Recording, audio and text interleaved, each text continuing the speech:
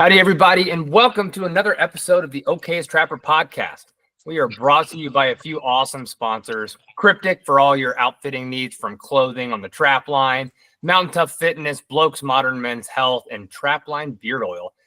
Go to the show notes wherever you're watching this and use the promo codes to get some sweet discounts on all the different things we offer, from fitness programs, clothing, supplements, beard oil, you name it, we got it. So go check it out. Support the show by supporting our sponsors.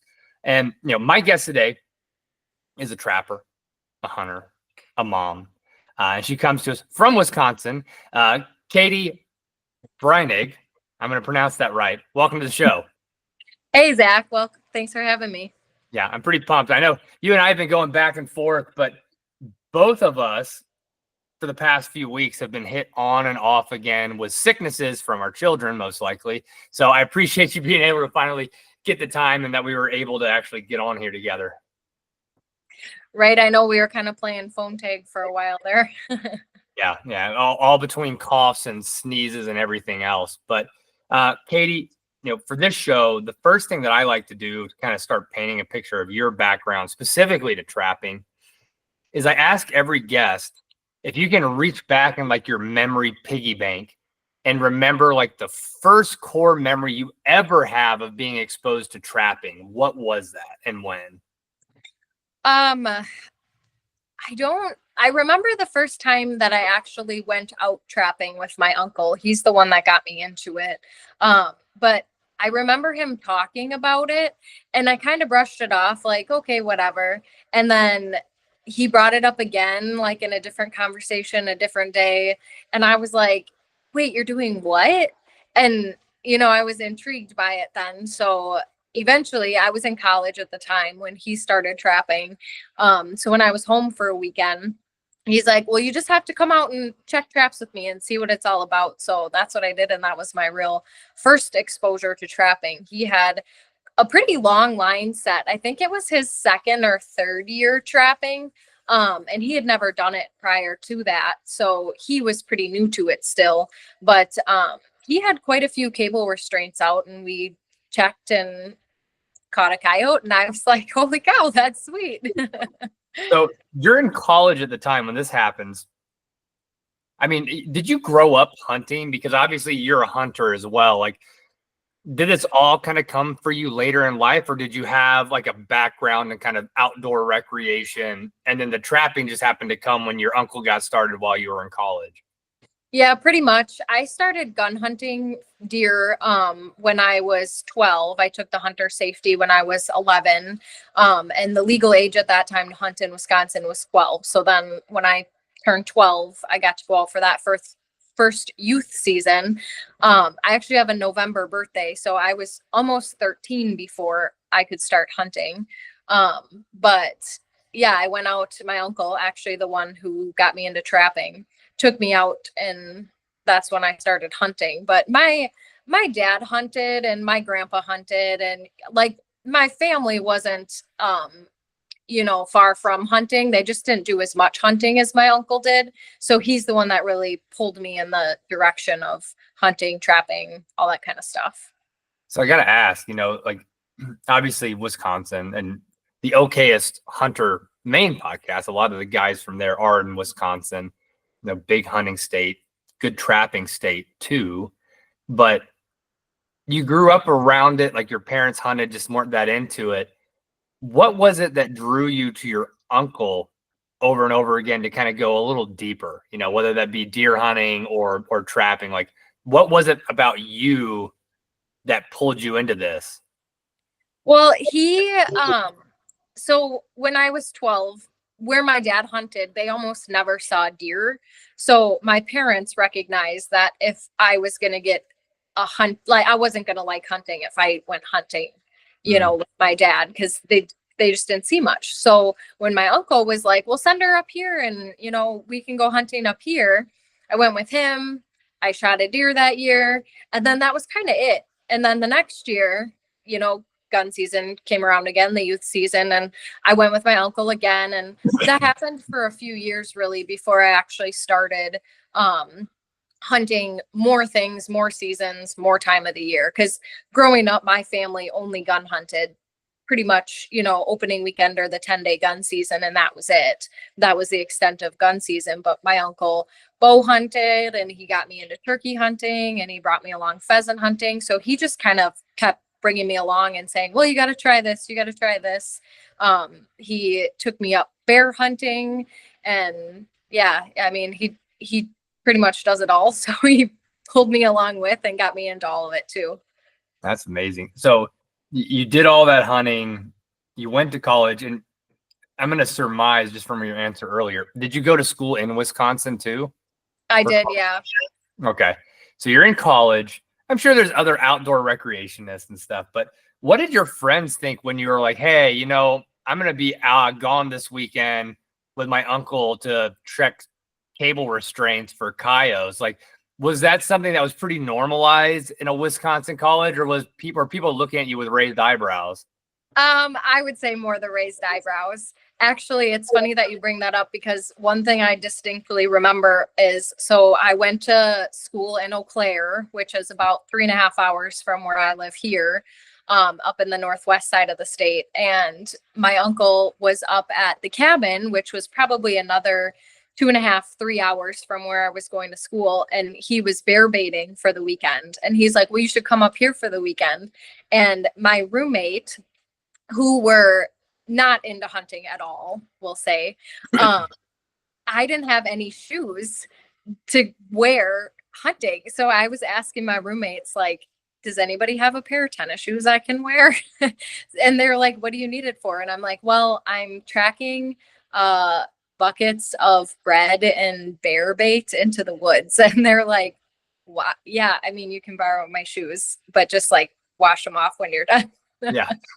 But no, it was definitely more the raised eyebrows for sure. And back then, especially with trapping, I feel like bear hunting doesn't get quite as many eyebrow raises, but trapping for sure. People are like, wait, you're doing what? Why?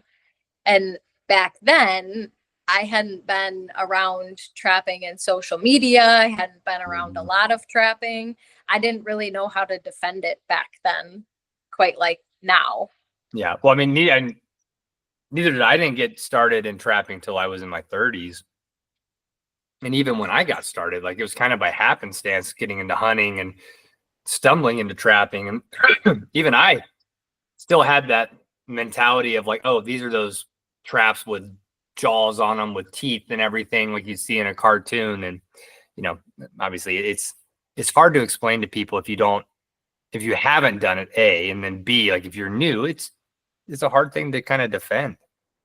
Yeah, exactly. And people do have that vision of just the bear trap with teeth and breaking legs, and that's not at all what it is. So people don't understand that. Yeah. And obviously you didn't either. So talk me through, your uncle obviously did a lot of hunting, took you on a lot of hunts. Like, what got him over the edge? Like, was it coyote management? Because you mentioned that when you first went out with him as cable restraints, you got a coyote. Was it a management lens he was getting into it? Was it just another form of recreation and it was available to him? Like, what was kind of his driver when he talked to you about wanting to get into it? Well, deer hunting's always been our top priority, and it was more predator control that got him into trapping. We were noticing more coyotes, less fawns, and we just got more into trail cameras, and then you can see all the coyotes that were on the property, and we were like, okay, time to do something about it. His buddy, a friend of his that lives right next to where we hunt, actually had trapped his whole life. So he was kind of his mentor. And then my uncle was my mentor getting into it.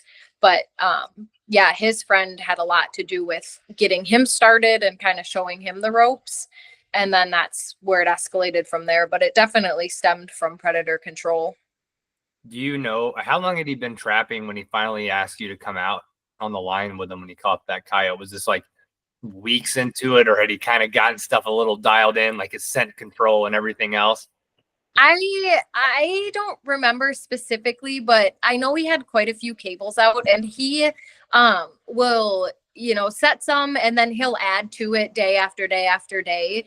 So if I remember correctly, I'm pretty sure the full line or close to the full line was out. So it was definitely later in the season. Okay. And, so you go out.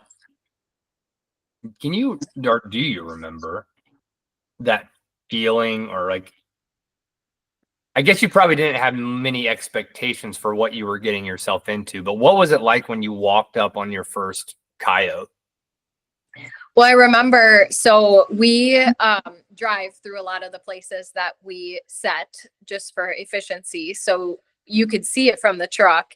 And it's funny, when you set a line, you know where to look.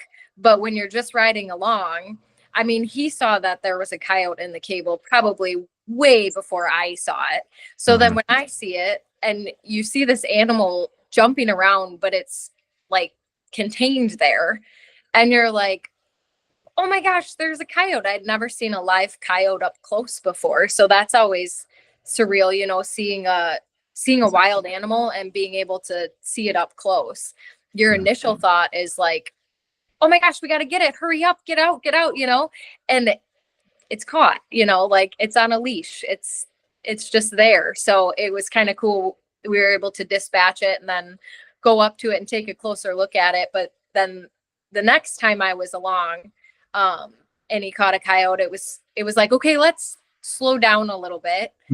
You can, take some time and just kind of see what they're doing, see how they're acting, just kind of, I don't know. I think it's just crazy looking at a live wild animal up that close. And a lot of people don't get to experience that.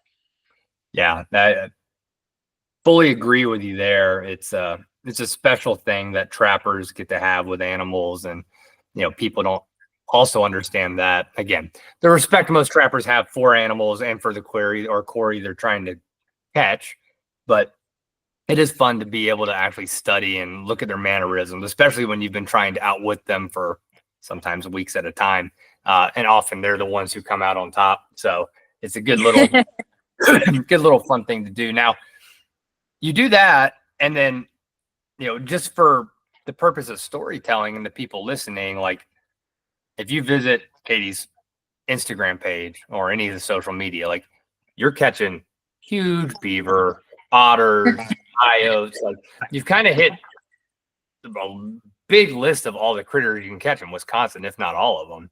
Like, what's the progression from that moment where you pull up in the truck, you see that coyote contained for the first time, where you want to get out and run around and act quickly, to today?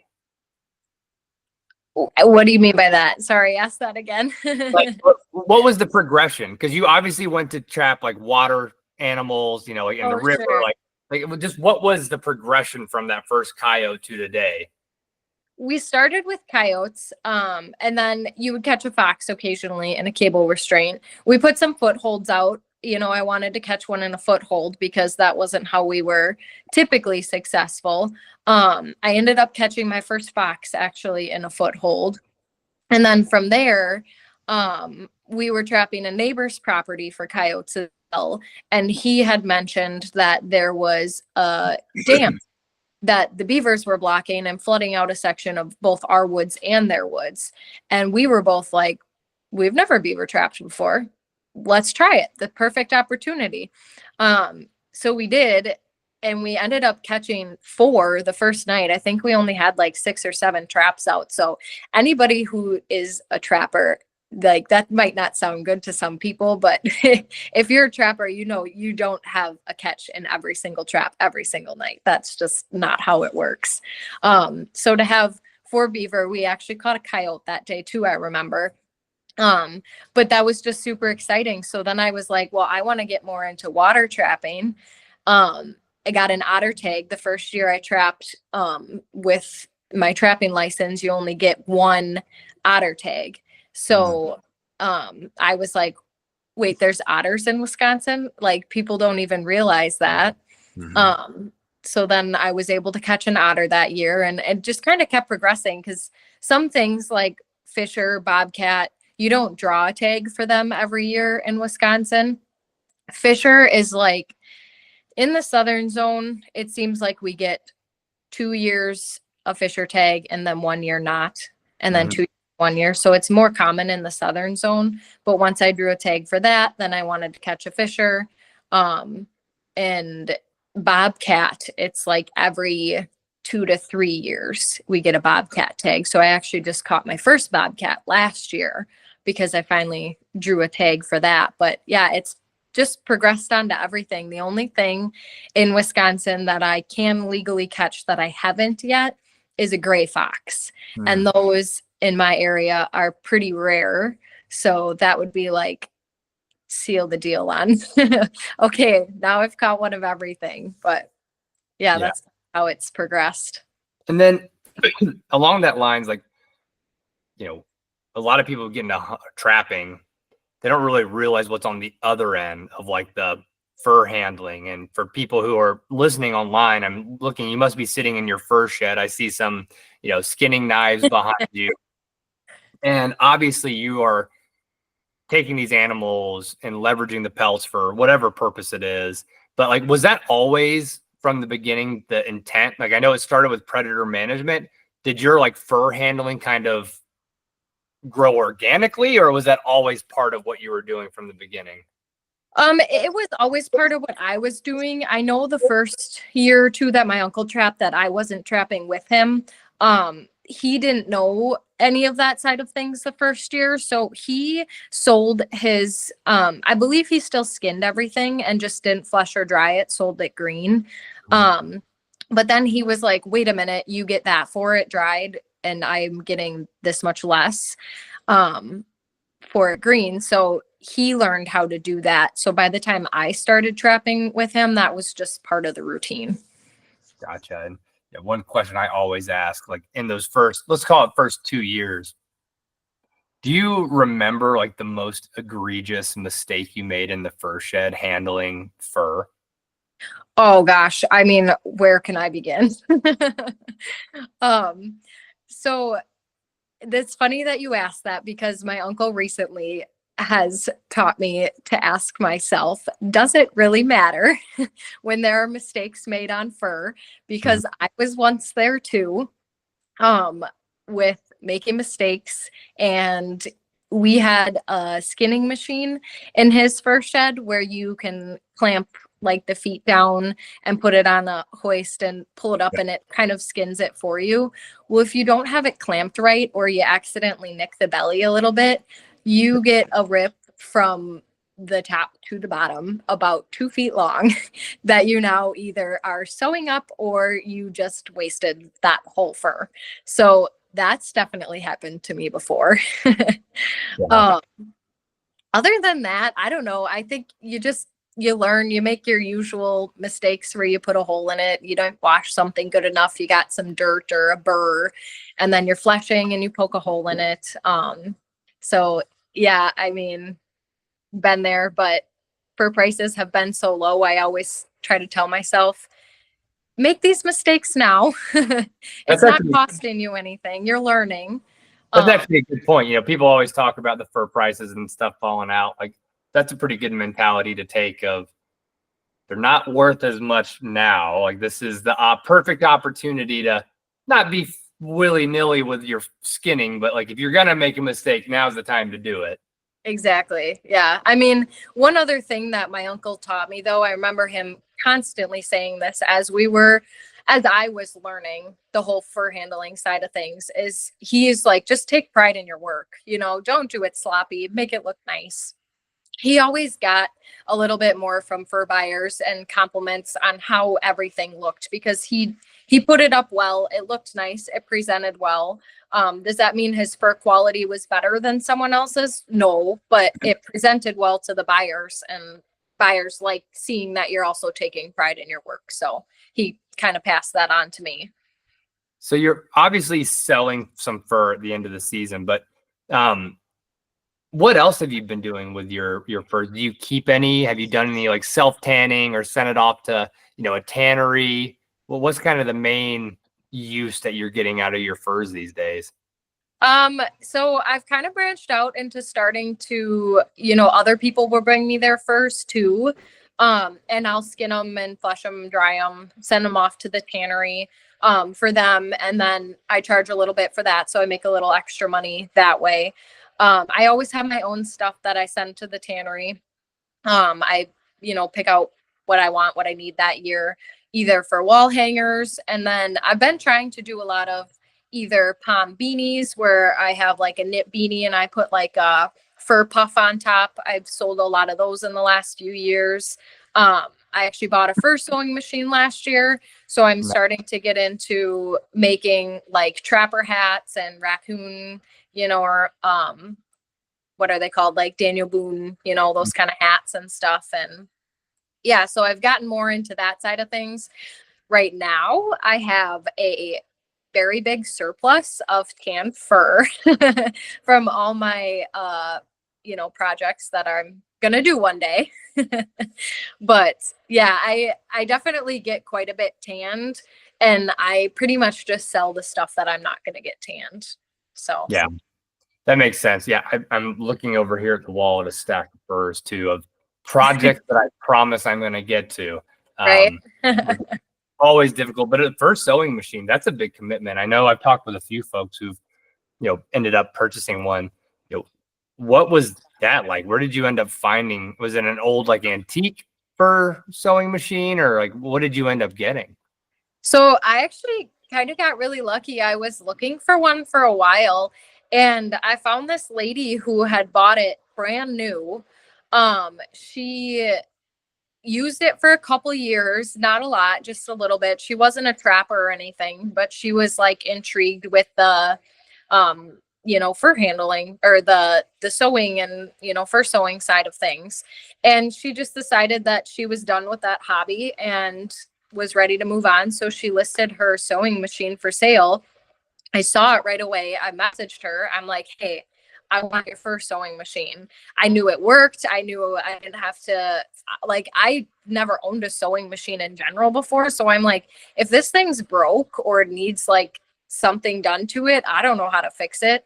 And I ended up driving 4 hours to go pick it up from her, which it was conveniently in next to the town I used to live in. So I could make a trip of it. But yeah, I was like, I can be there next weekend. Will you hold it for me? And I ended up just like, all right, driving 4 hours both ways next weekend.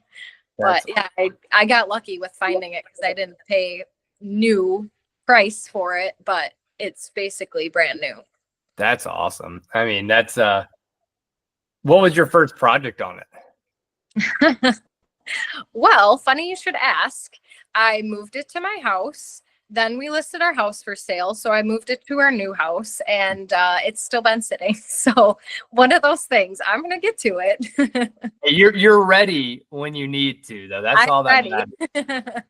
Well, let me change the question then. What's of all the projects that you listed you want to do, what do you think is going to be the first one that you do tackle with your first sewing machine? Well, I've already done a couple trapper hats, like hand sewing them. So I have the pattern and I kind of have everything, figured out on how to do those. So that'll probably be my first project because I already know how all the pieces go together. I've done them before and I'm just hoping the sewing machine makes it quicker. Yeah, it certainly will. And I'm looking forward to seeing some of the output of that too. But, kind of keeping back in the vein of, learning, we talked about mistakes made in the fur shed. Can you recount like your most egregious mistake on your trap line that you believe probably cost you fur or, a missed opportunity? Oh gosh, as a new, I call myself a new trapper still. I've been doing it for, 6-8 years, something like that, but that's relatively new in the trapping world. You make so many mistakes, honestly. This year I could tell you some mistakes just with beaver trapping. So I absolutely love beaver trapping and I always start it once the ice goes out. I've never trapped anything through the ice. So it's always late in the season. You just went through a whole, season of trapping. You're kind of burnt out a little bit from it, but I absolutely love beaver trapping. So I'm always like, okay, it's time. Like we're water trapping now. Well, I bought some poles for drowning sets because they're much lighter. We used to use brake rotors. for drowners. And I'm trying to use these like fiberglass rods instead, just because everybody says they're great. Well, I learned this year that if they are not staked down very securely and stuck in the mud very securely, that you will be chasing your beaver down the river. And yeah, so that was a big mistake this year that I've learned. Let me ask a follow-up. Did you catch up to the beaver going down the river? Yes, I did. Yes, I did. It was tangled on something a little farther down, but then of course, you know, it's up to me to then dispatch it. Beavers in Wisconsin, you can't legally shoot any water animals. So you have to, you know, then dispatch it, which was also very entertaining. I'm sure if someone was watching, but yeah, it all worked out. Yeah, I think that's a great lesson. One that I've had to learn the hard way multiple times is, regardless of whether it's fiberglass rods or just staking any trap, make sure it's anchored well. I've been bit by that too, where you think something's anchored or you kind of, you know, give it a half-ass job and then all of a sudden you're in a world of hurt. Yeah, you always gotta remember you're anchoring it for the biggest thing in the woods, not for what you think is going to be caught in it, because you don't always know. Yep, 100%. So you're also a mom. How old is your child now? He'll be a year and a couple weeks here. Yeah, same. What's the birth date, if you don't mind me asking? Because my 11-month-old is about to turn 1 on May 8th. Okay, mine is April 26th. So Okay. a little bit before. Pretty close. But yeah.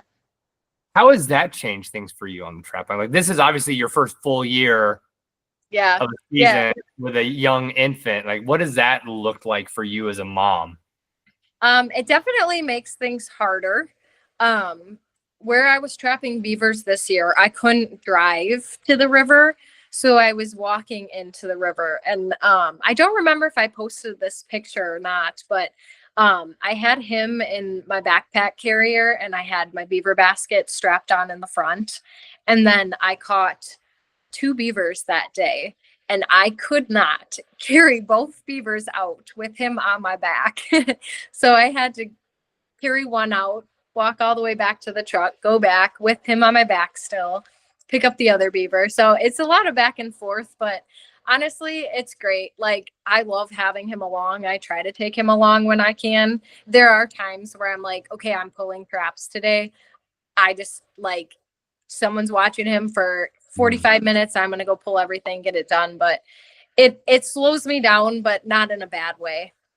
Yeah. And even like when I set him down from the backpack, it's got a little kickstand on it, so I can set him on shore and he can watch me, whether I'm setting a trap, pulling a trap, getting an animal out of a trap. I always get really excited when I catch something, and he might not really know what's going on, but he kind of thrives off of my excitement. So there was the first beaver I caught this year, he was with, and I pulled it out of the water and you could just see it on his face. I'm excited. So he's feeding off of that, but then he's kind of looking at it like, what is that? So it's a lot of fun, but it can be challenging too. Yeah, we talk about good postpartum fitness, right? Instead of having to just haul the beavers out, you got to go back and forth, drop the kid off. But right, we're mule deer hunting in Montana this fall, so I tell myself this is my cardio. I don't think you're ever prepared for hiking the mountains up there, but I'm like, this got to help a little bit. it can't hurt, you know. Right. We're up in the mountains, but it's still good to carry the kids around. This is about as good a pack out. So where are you going to be going in Montana? That's awesome. We were there 2 years ago. We're going to be like north central Montana, like a half an hour south of Canada, kind of up by the Milk River. Okay. Is that like the Bear Paw Mountains? I'm not exactly sure what the mountain range is up there. It's close to like Chinook, if you've ever heard that. Well, that's awesome. So we were up there actually when I was pregnant. 2 years. Did y'all have any luck? Yeah, I didn't have a tag, but Tyler, my boyfriend, had a tag and he got one. So that was exciting. And then we told our guide that I was pregnant. And he was like, you let me drag you up here in the mountain and you didn't tell me. And it was funny. He's a family friend of ours. So it was a cool announcement. Yeah, that's a fun one to be Yeah. able to. And then, obviously I have to ask too, you mentioned briefly, when you were in college, you were going to go trapping for the first time. You didn't know much about trapping, how to talk about it. You hadn't been around social media and trapping. Now you've been quite immersed in social media and trapping. Obviously I think there's a lot that goes around from both antis and us doing our own worst job in our own trapping community, sometimes shooting each other in the foot. But like, what has been your experience, not only being a female, but just, a trapper in general that's more prominent on social media? What's that been like? I remember when I started deciding that I was going to be more involved with the social media aspect and just kind of sharing what I do and trying to just promote women in the outdoors in general. I got a lot of bad, negative feedback from mostly antis. I don't know if it was just because I was a starting out page and I was like an easy target for them at the time. I don't notice it quite so much anymore, but I've also learned some things of what to do and what not to do on social media. And I preach this all the time. You never want to post any pictures with bloody animals. You never want to post pictures. Just that are disrespectful to the animals either, like just you can show your catches. Some people say don't show your pile pics. I don't necessarily agree with that. It depends how you present it. So I think that kind of takes you out of the spotlight of the antis a little bit if you're not posting those fuel pictures for them, and you're just posting respectful pictures. How you word things too, unfortunately, Instagram, Facebook, they have so many. My page gets blocked every other week for whatever. If I have a picture with a gun in it, if I have, if you say the word shoot, if you say there's certain words you have to like completely avoid now on Facebook and Instagram, or they'll just block your page in general. One big mistake I made when I was starting out, which I learned and won't do anymore, is I hashtagged the word otter after I caught an otter. I had hundreds of comments, death threats, just threats of turning me in to, get me arrested for illegally catching an otter because they're protected species, all this stuff. And I'm like, that's not true.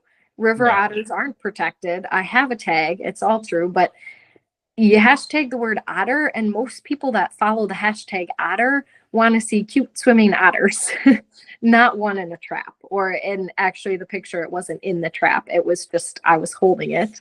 But mistakes like that you make and you learn what to do and what not to do. But I think the way you portray your pictures is huge. Yeah, that's a good, I get a lot of advice from people on this show, from people who've been in social media. I hadn't heard that one. And, I don't have many followers, and maybe that's why, because I've done the hashtag otter thing after an otter catch, and I didn't get the bashing, but that makes total sense where if you do add a hashtag that might overlap with people who just want to see the cute, fuzzy animal. Yeah, you could be asking for the wrong. Yeah. That's a good one. That's a first. So I appreciate that. That's a good one for people to take away and be conscious of how you're doing that. But, with that, what do you see has been, or what has been the most positive impact that you've seen from, obviously you weathered the storm a little bit. If you got heat when you were starting out and now you've kind of grown the page quite a bit. What's been the most positive impact that you've been able to see?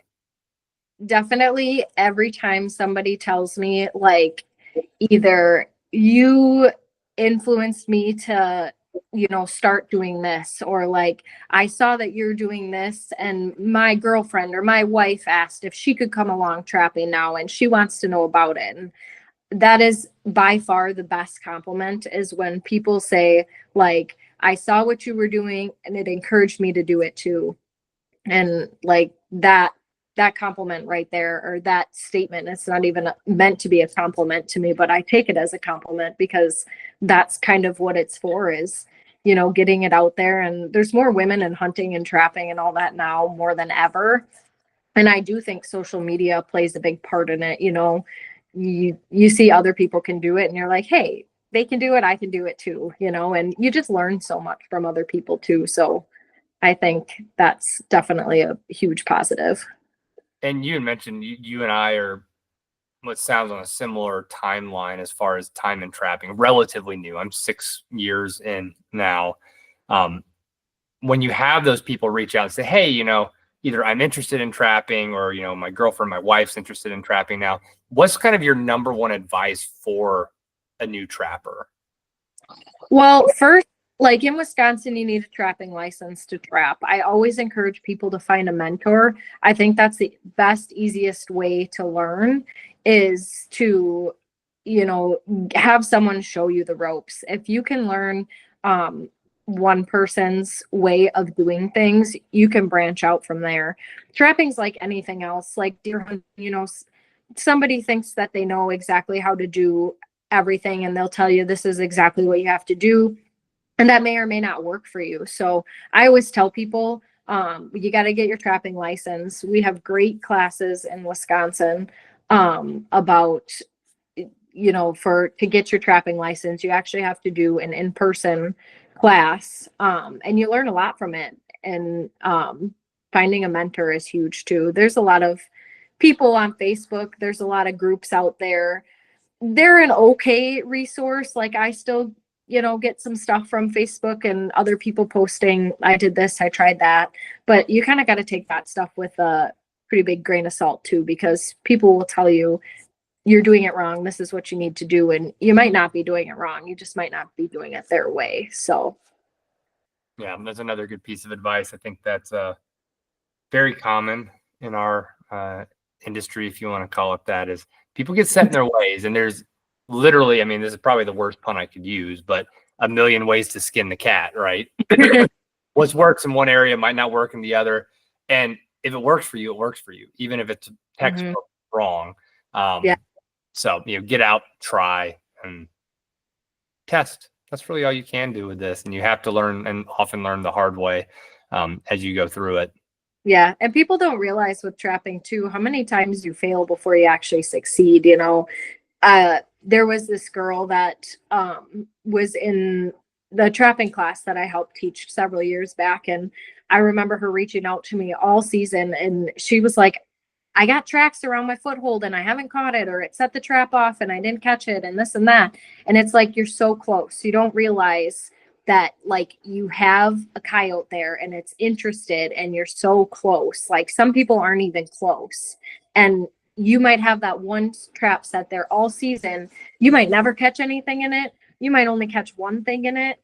But like, each opportunity, I'm like, that's great. You had tracks and they didn't step on the pan. Now, like, look at those tracks, learn from them. Like, you just have to keep learning from your mistakes is the biggest thing.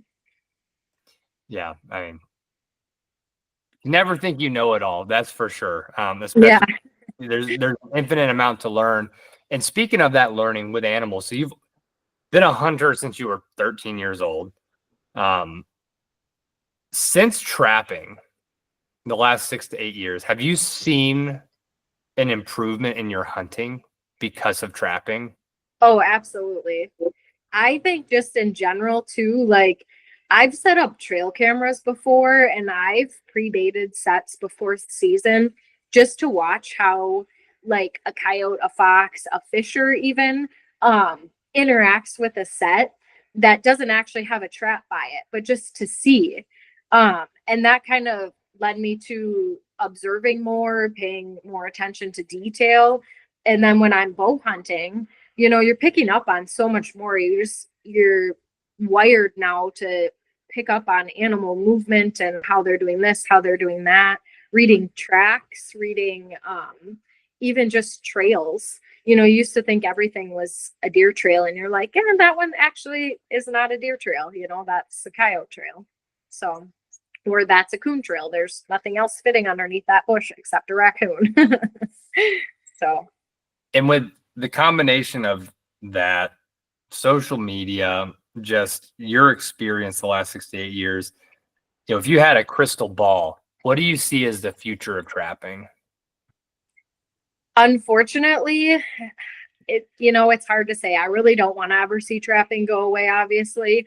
Um, I think it's tough. I don't know. I don't know if it's just because of what I see on social media and all the people fighting for our rights is what I see. But I also know that there's a whole group of people out there that don't want to see anything trapped ever again, not even a mouse, So I hope that it doesn't go away.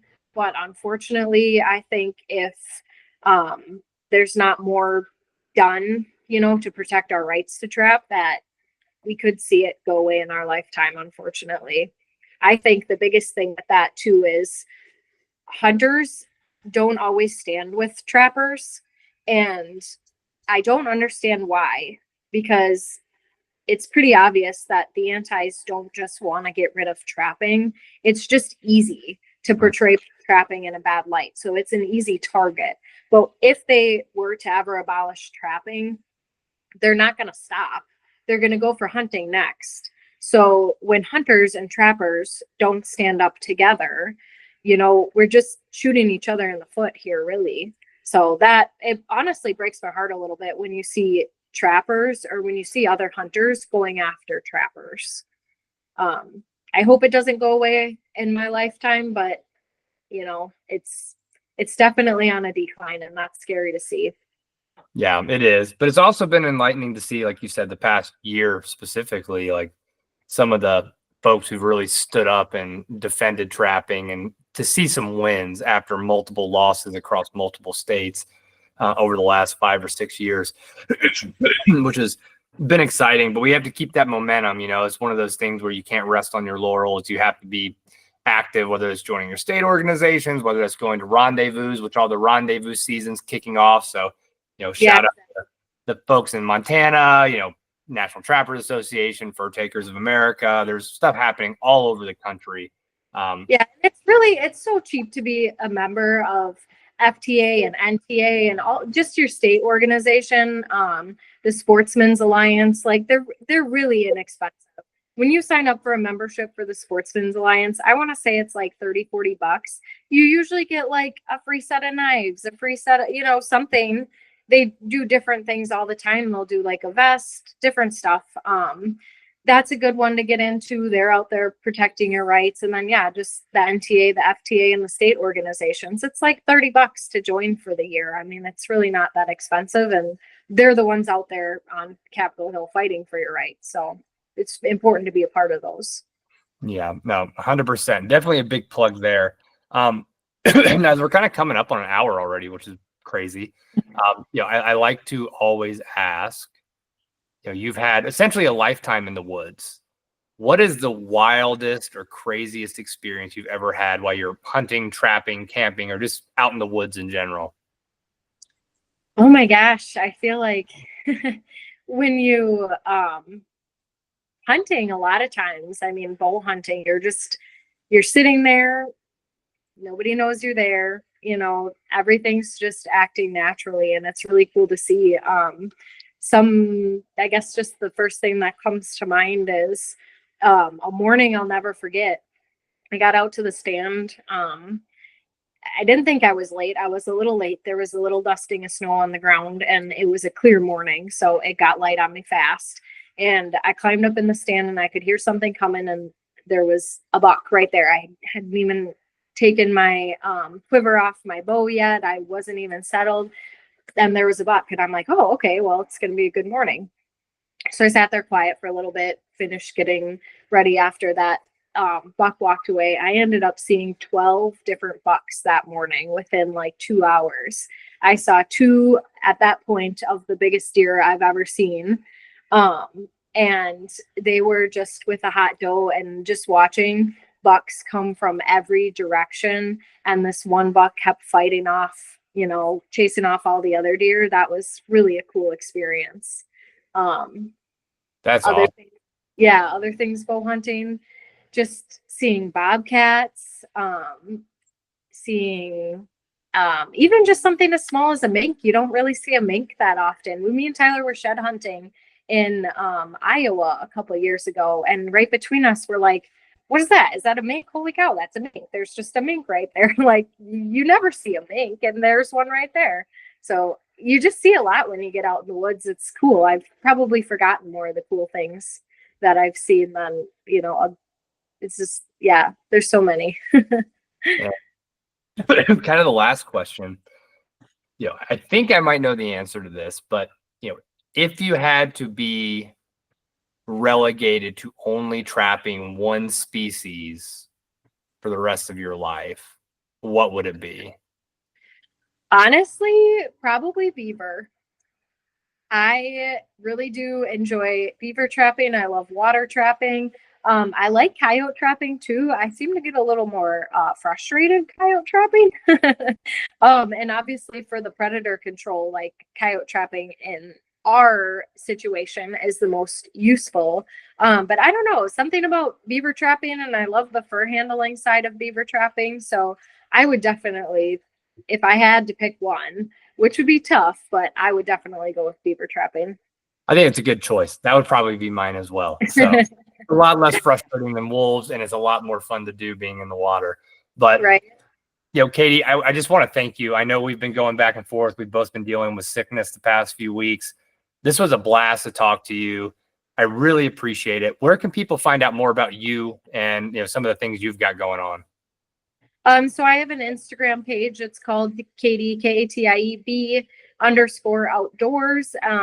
Also on Facebook with the same hashtag. I don't do TikTok or anything like that, but yeah, mostly just Instagram and Facebook. Awesome. Well, again, I appreciate it. I hope you have a great rest of the season. If you still got a little more beaver trapping to do, and that everything ends well for you, and that your son has a fantastic first birthday. Yeah, yours as well. Thanks so much. All righty. And for everybody listening, we'll catch you on another episode of the Okayest Trapper podcast. Bye, everybody.